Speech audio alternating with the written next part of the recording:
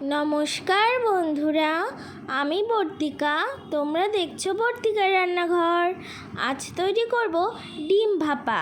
তাহলে তোমরা দেখতে থাকো।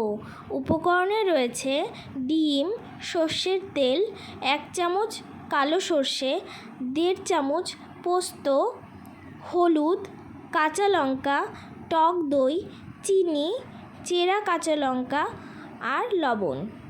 ডিমগুলোকে ভালো করে সেদ্ধ করে নেব। মিক্সিতে পোস্ত, কালো সর্ষে, কাঁচা লঙ্কা একসাথে ভালো করে পেস্ট করে নেব। সেদ্ধ করা ডিমগুলো মাঝখান থেকে কেটে নেব। এবার একটা মশলা তৈরি করে নেব। তার জন্য প্রথমে টক দই, সর্ষে, পোস্ত, কাঁচা লঙ্কা বাটা, 1 চামচ লবণ, 1/2 চামচ চিনি, 1/2 চামচ হলুদ আর বেশ খানিকটা সর্ষের তেল দিয়ে ভালো করে মিশিয়ে নেব।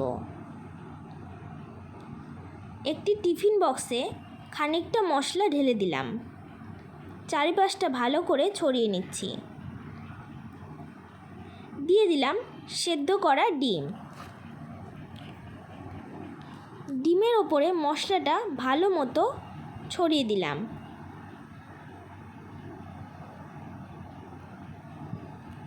দিয়ে দিলাম চেরা কাঁচা লঙ্কা আর খানিকটা সর্ষের তেল। এবার টিফিন বক্সের ঢাকনাটা ভালো করে আটকে দেব।